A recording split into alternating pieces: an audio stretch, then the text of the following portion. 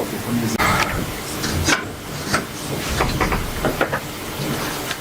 Recording the matter, State versus Mr. Peter Beale. Today being the 19th of November 2024. Before we get now to your assessors. Mr. Room, are you ready? Yeah, good morning. Let's continue from where you left off. Thank you. It's really the last part of the address to you, and that was dealing with the question that I started with, and that is,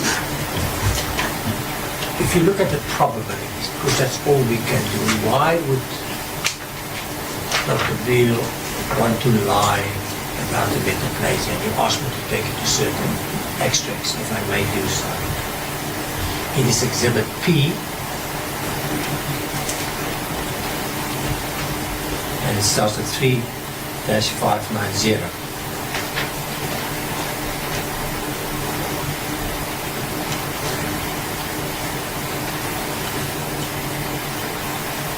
What is Exhibit P, 93? That's the record, the transcript of the telephone. Of the conversation between Mrs. Valley and the doctor. That's right.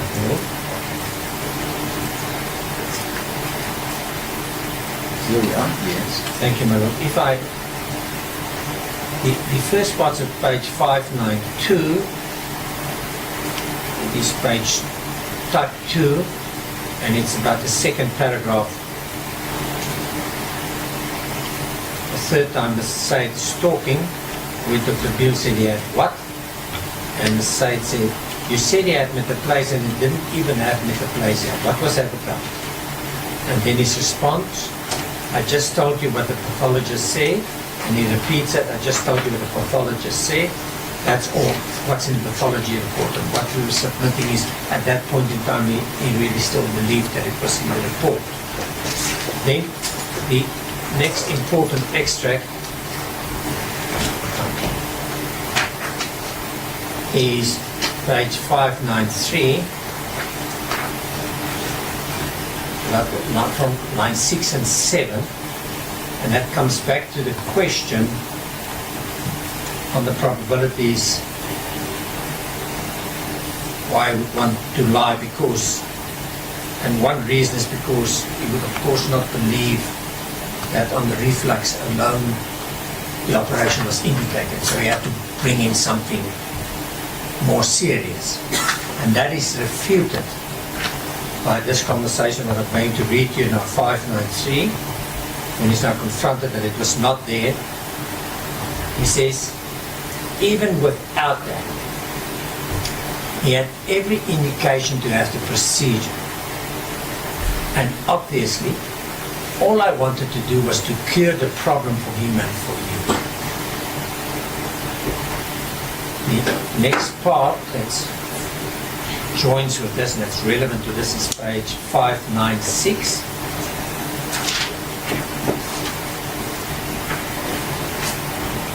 It's the fifth line, page 596.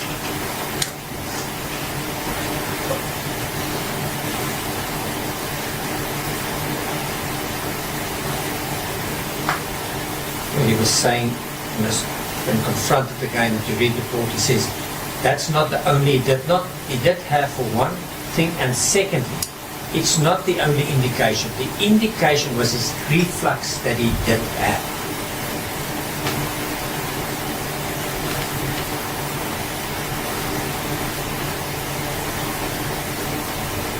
And then, same page 596, 3 lines from the bottom,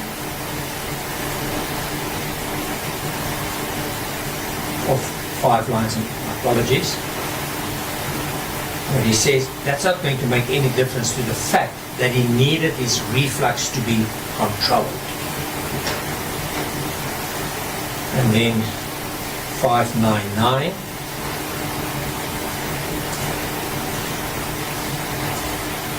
that's more or less in the middle of the page, just where it says Dr. P. Beale.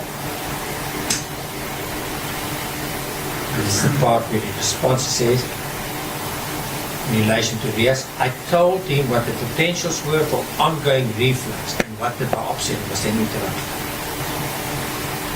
You are ahead of me now. Sorry? What? 599, that's What? in the middle Of the page. of the page. You will see if you go down, there's a single sentence that says Rias, just below Rias. It says Dr. P. Beale. I told him what the potentials were for ongoing reflux and what the biopsy, but he was then interrupted. And the last page reference is 600.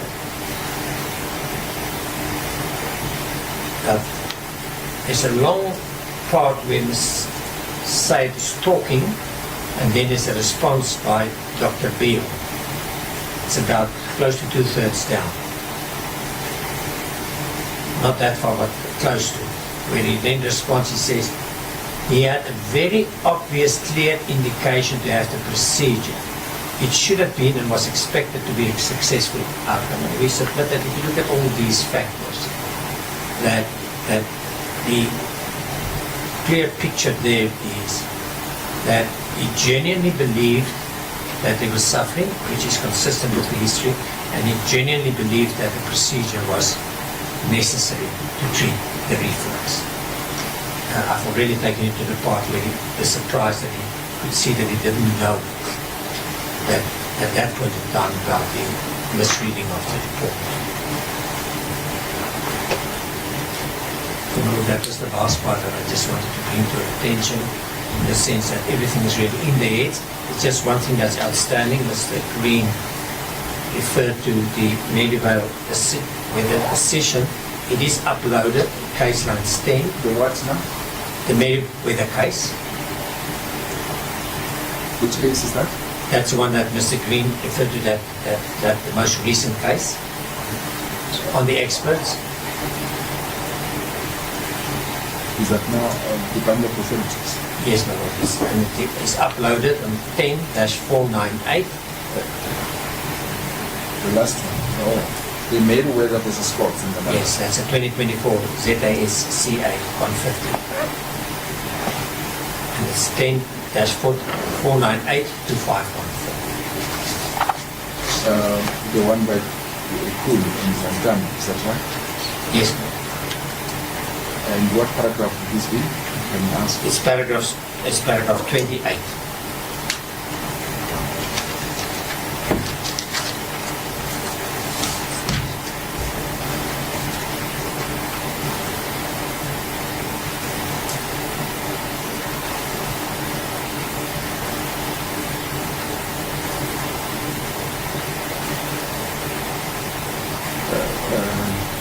This is just they are just restating the legal position, am I right? It is indeed, and that was the legal position presented to by Mr. Green in cross-examination with the experts.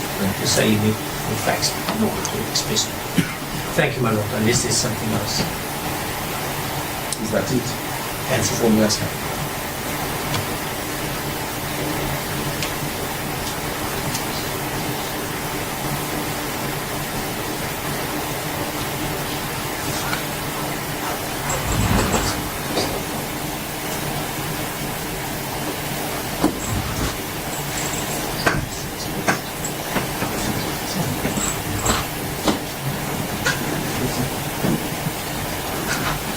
Thank you. Thank you. Ready. Thank you. You've got an opportunity to Just a few. reply. You've got the right of reply. Thank you, my lord. My lord, before I go on to that, I've come to an unpleasant realization last night when I re-look at certain footnotes in it. And let me start there by what I did after I received the report. That was towards the end of May this year.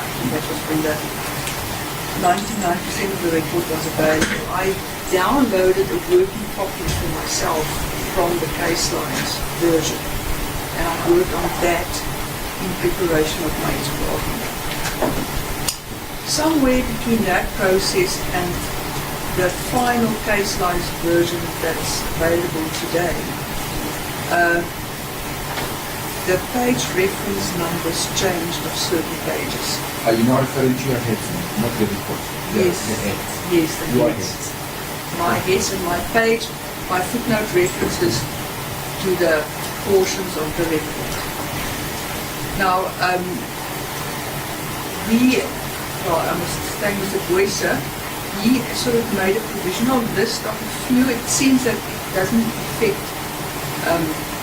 the majority of the footnotes. So there is a few footnotes, and we just want to finalize this list, and then I will email it to you or to your registrar as soon as this list becomes available. It seems to be less than 10 at this stage.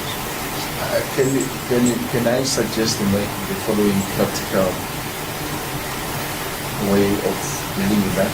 I take it there will be no objection with the defendant's head side of your answer, because the only thing they can say or reference, nothing more.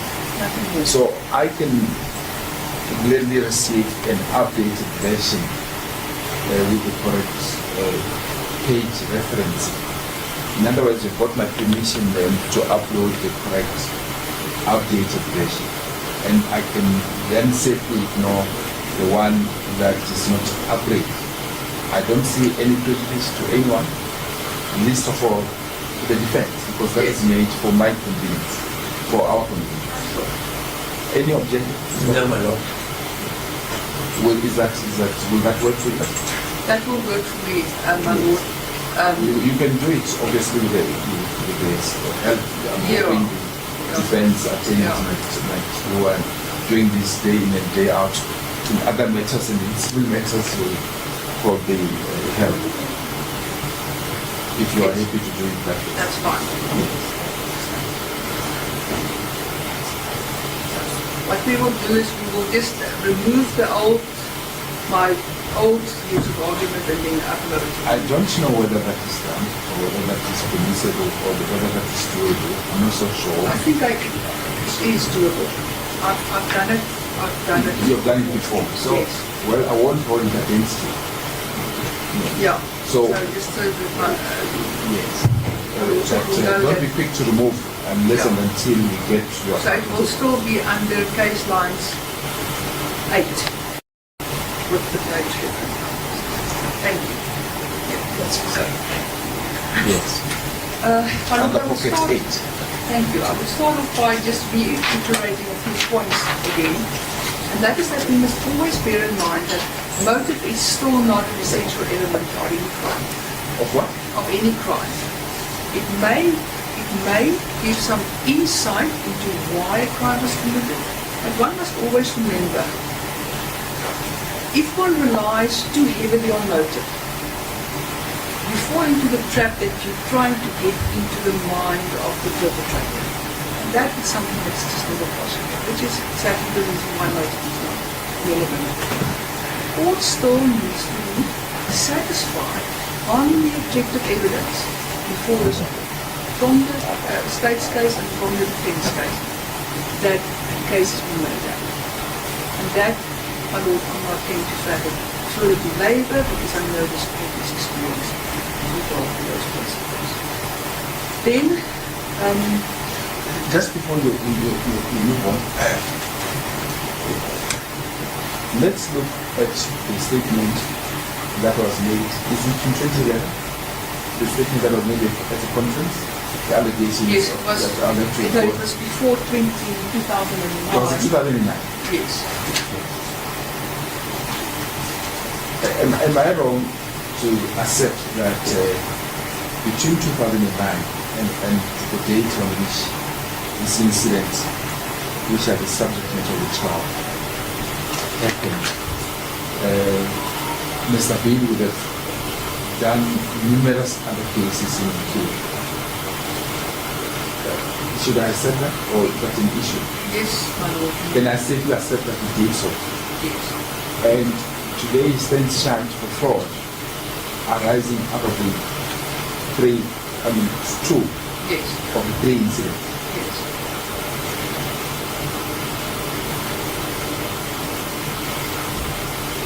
And there's no suggestion that in the numerous, I don't know how many cases, The evidence was never presented. No one ever put it.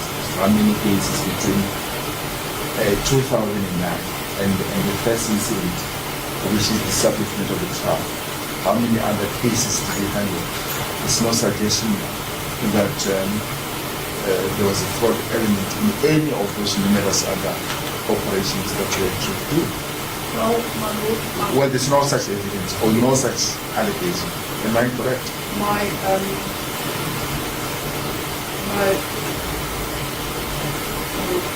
No. I see your colleague there sending a note. Perhaps there's a better answer. well, the fact of the matter is, as the Lord correctly remarked, is that we don't know how many operations were indeed conducted without any repercussions. I thought we considered now that he would have had numerous other cases. Yes. We may not know the exact number, but we would have numerous other cases in the But group. in addition to that argument, my lord, we don't know how many of those operations were conducted without any repercussions, and there may have been misrepresentations that we don't know. It is something that is almost impossible to investigate, because if you have a patient that went through an operation without any repercussions, then you no longer ever know. That is the other flip side of the coin. Fair enough. So, my lord, my learned friend, Advocate Beale, referred to the example of, and he did that as a demonstration for the absence of intent, where he said that a man walks down the street and unbeknownst to the victim, this perpetrator is carrying a toy gun, and the perpetrator, the shooter, shoots the person with the toy gun, thinking that it was a gun. So he said that there was no intent. My lord, I would imagine, or I would submit to the court that that is indeed a contemplation of dolus eventualis and putative offense. Because this is a matter of putative defense, self-defense, where the shooter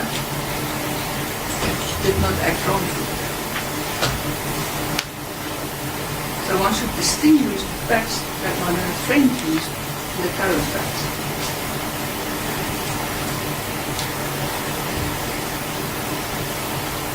We would imagine, my lord, that there is definite wrongfulness on the part of the accused with regard to performing operations that is not indicated, not necessary in the case of infant and of exam. And he did that based on the interpretation or the misreading of Lancet reports. We are contending that the fraud lies, firstly with regard to Ethan's case, in the intentional withholding of vital information that was contained in the Lancet report. That is information that the parents were entitled to. We say that the causation lies in the decision to proceed with an operation, took on the risk to expose this child to possible death that comes with every operation, and he reconciled himself with that.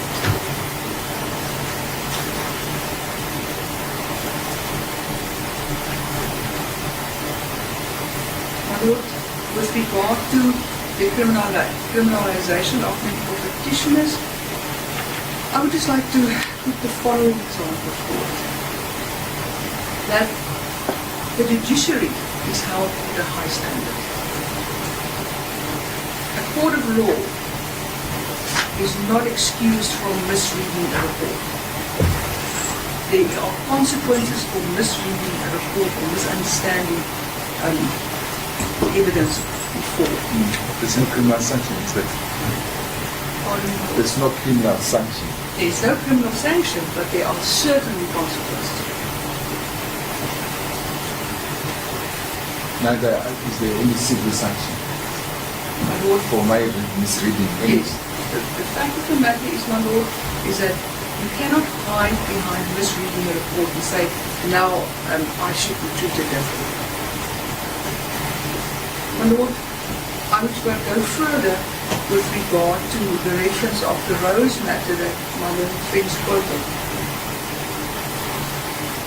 where they make the suggestion that the principle of gross negligence may now be appropriately incorporated into South African law. My Lord, you just cannot get away from Humphreys, the SCA's most famous ruling on the difference between culpable homicide and dolus eventual risk.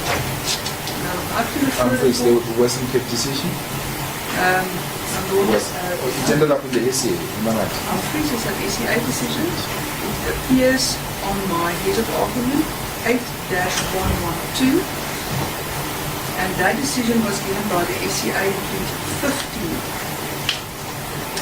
Now, if you also could turn over to page 8114 of my heads, just above paragraph 17 of that judgment,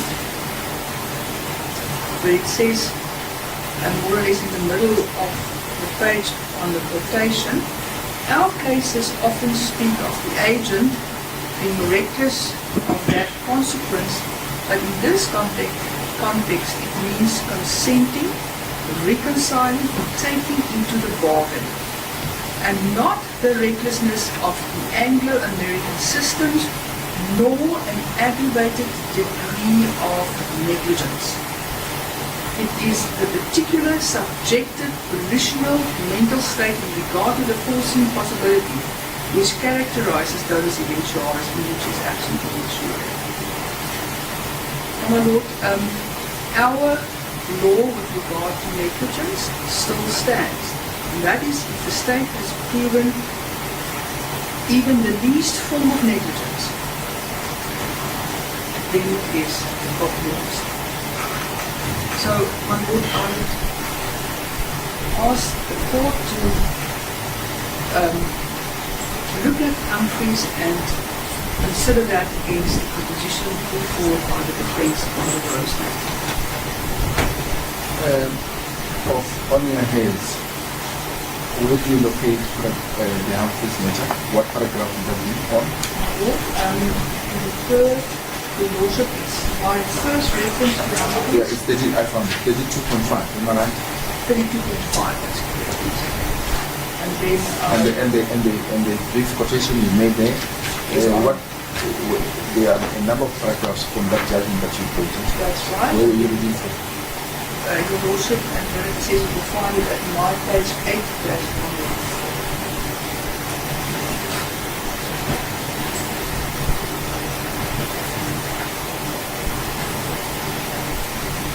With regard to the experts, I would want to start with...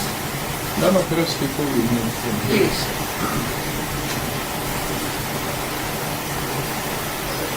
Address me with regard to the following. The condition which was given by Travis in the case of Israel. What role did it play? There's no one knew about the condition. What condition? Microdiabetes. Yeah, microbitis. Yes. My Lord, the fact of the matter is that, yes, it is so that microbitis was not detected before. But the fact is, the evidence before the lordship is also that not every person with microbitis necessarily passes away. That's the first thing. Secondly, my Lord, it was also said by, I think even conceded by Professor Garcia, that if the pneumothorax was strenuously addressed intraoperatively or towards the end of the procedure, Zion's life could have been saved.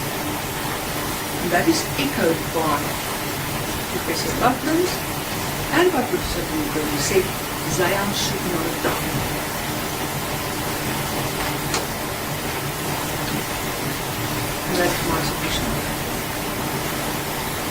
anything else? With regard to that point. Just to put a few aspects, my lord, with regard to the experts, it is so. And I want to take a step back to the HPCSA transcript. It is so that this court can take notice of it, it is admissible. But two other aspects need to be considered. Firstly, the weight that this court should attach to it. And I would argue that the weight is in any event minimal that this court can attach to it. Secondly, this court is not bounded by the finding of the tribunal.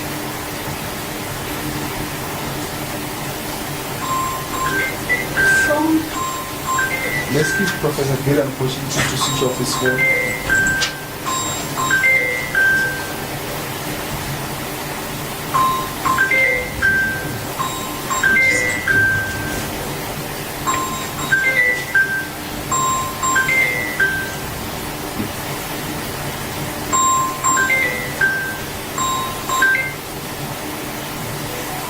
Just make sure that it remains on silent for the duration of the transcript.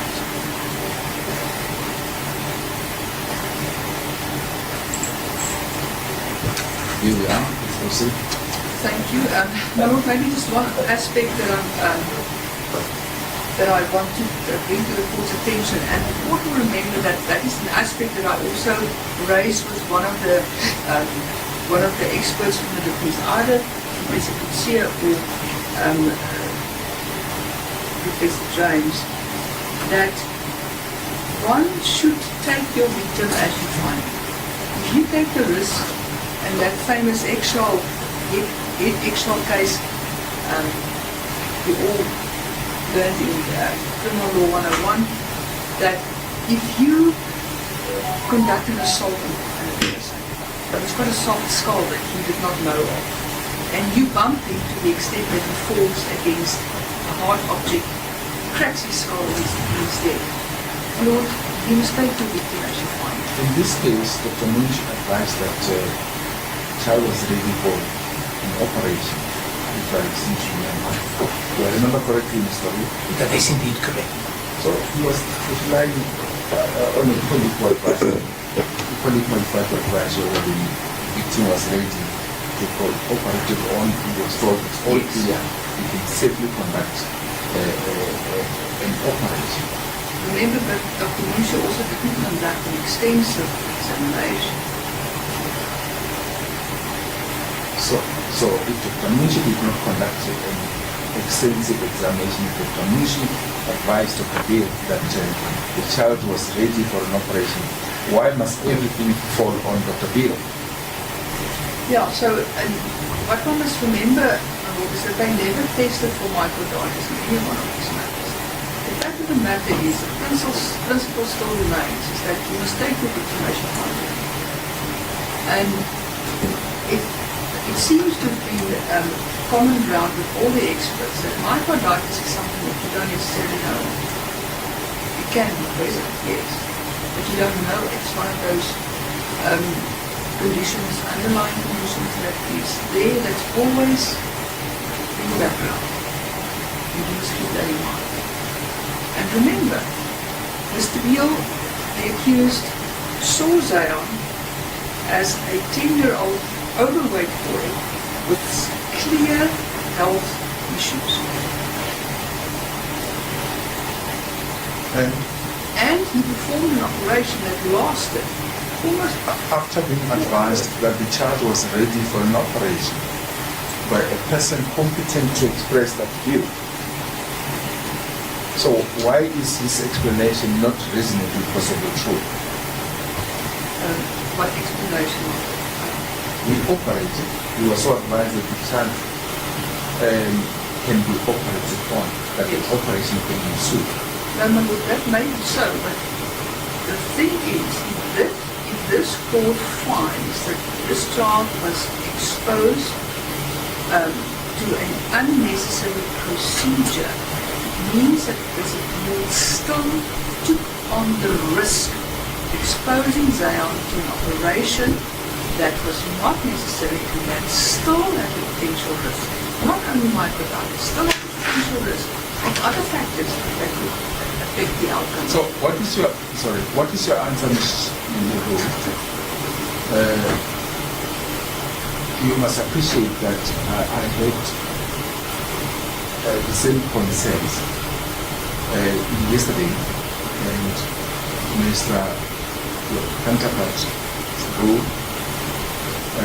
took the trouble of taking us back to the telephone conversations which were recorded, in which he stressed that other than the metaplasia that's in this red, there was an existing situation which required attention, which he repeats in the conversation.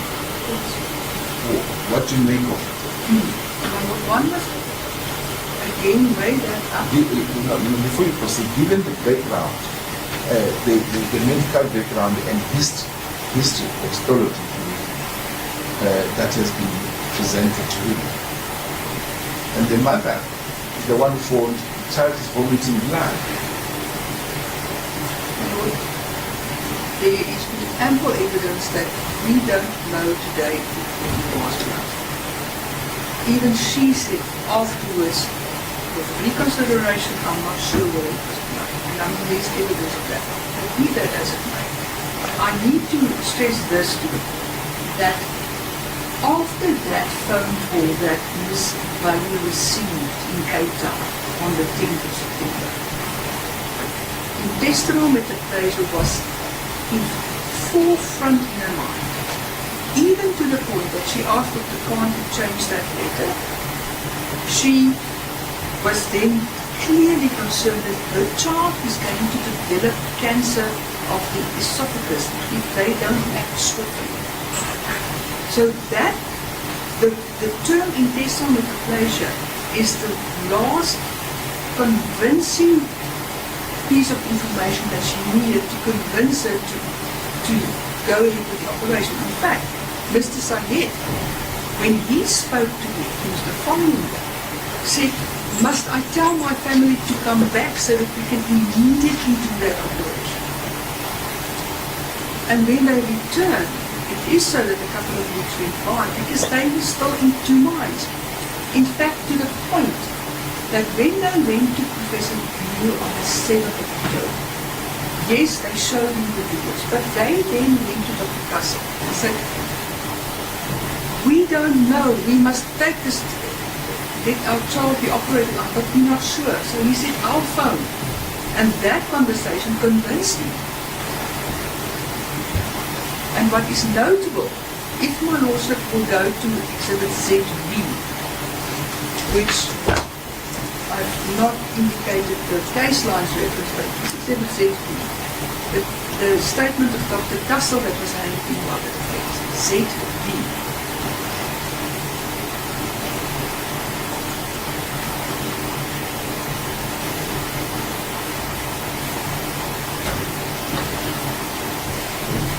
Case lines 3-1022. And if your lordship will go to the very last page, where he lists what was said to him by the accused. This is an aspect that your lordship should also take into account, because there Dr. Kassel mentions nothing about esophagitis. The only thing that was emphasized to him was the paragraph 14(2)(1). The biopsy findings indicated cellular changes which may become malignant. The esophoscopically indicated abnormal lower end of the esophagus, and prior measures to control the vomiting had not succeeded. There was no mention of esophagitis. One would have expected that. Just take me back to the paragraph you quoted from. It's on page 3-. It's on page 3-105. 105. 410. 410. 4.2 and 2.1. What about that? the point that I'm making here, my lord, is that that is what was conveyed to Dr. Cassie by me.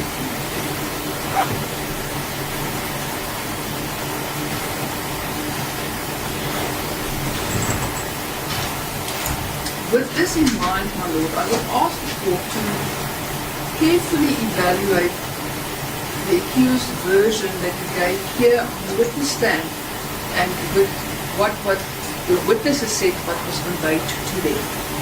Because there are distinct differences between what the witnesses say what was conveyed to them and what the accused added here on in further detail when he testified.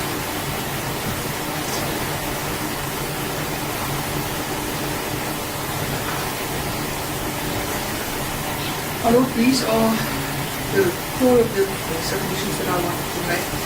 Do you respond? Thank you.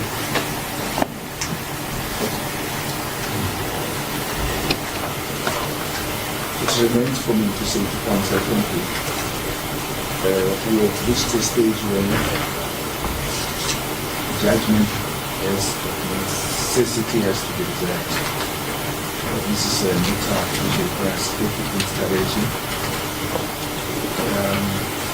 In anticipation, then I have identified a date that I'll let you know, which is the 4th of March 2025, because we are nearing the end of the term. On that date, I anticipate that judgment should be ready. And the parties can then prepare themselves to be here.